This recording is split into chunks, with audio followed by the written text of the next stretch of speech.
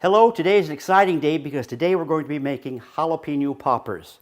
I'm Rick Michelle, this is You Can Cook. I want to welcome you if this is your very first time on my program. And for those of you that have already subscribed, I want to give a great big hug and thank you to you guys. I appreciate it. It means a lot to me. But today, let's get stuck into this. Jalapeno poppers. With jalapenos, you don't know if they're going to be super hot or super mild. I think it's just one of the ways that they grow. I'm not really sure. Mine in particular are fairly mild. They haven't got a really huge bite. They won't blow your head off. But I've had jalapenos that actually, I can't eat them. They're that hot. There's literally a million different ways to make jalapeno poppers.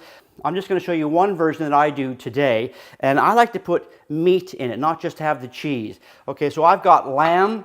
The lamb here in Australia is exceptionally good.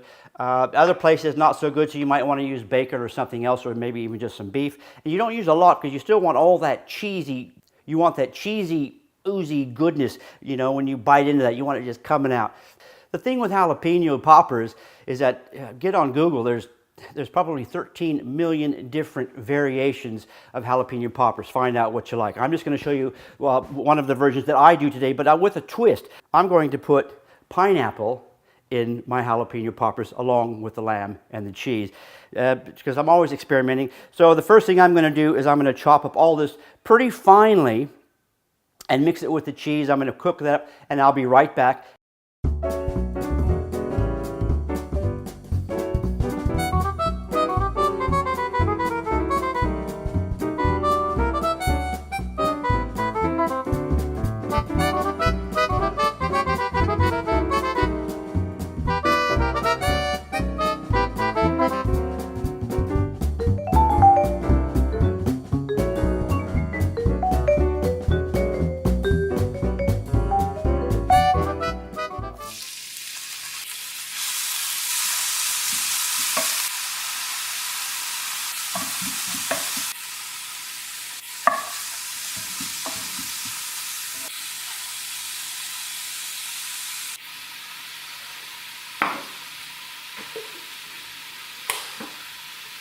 And anytime I cook with mince, I always cook it to where it's either just done or maybe not quite done.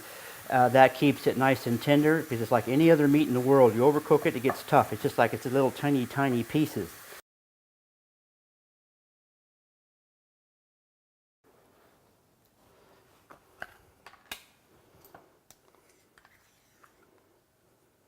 You'll see this is rather chunky. You can't use a piping bag.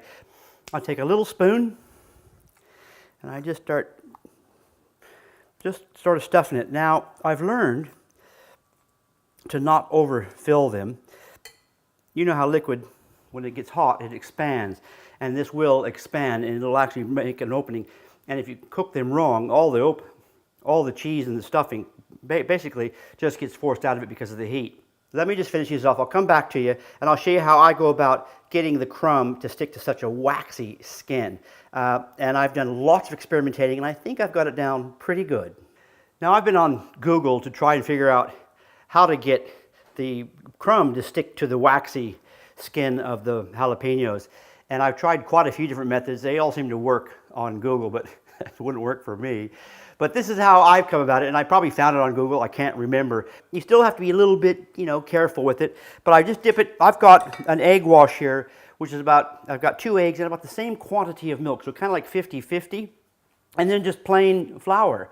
And I dip them in the egg and immediately in the flour, and then I put them on the side here like so. I just put gobs of them in there, stir them around a little bit. Straight out.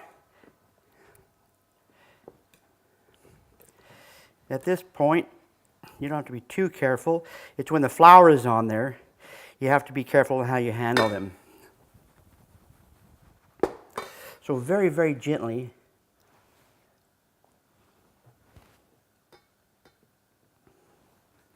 These even feel different. You can see that it's not the flour's not going to fall off.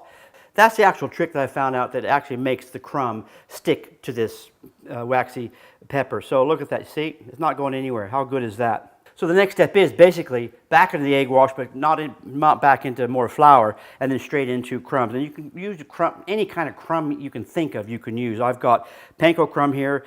Again, several of these into the egg wash. Straight into the panko crumbs.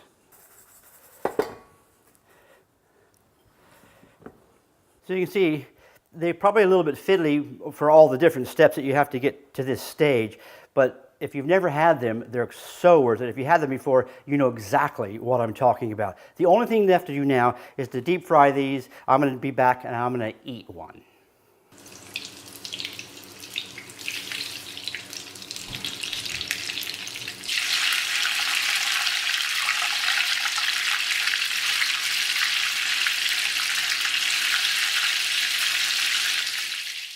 So here we are, and all that's left is the taste test. I've brought in my beautiful wife, Pauline, to taste it. She hasn't tasted these yet, believe it or not. So we're going to let her have the first taste because I've actually cheated and already tasted it. Pauline, if you'll do the honors. Okay, so what's the best one?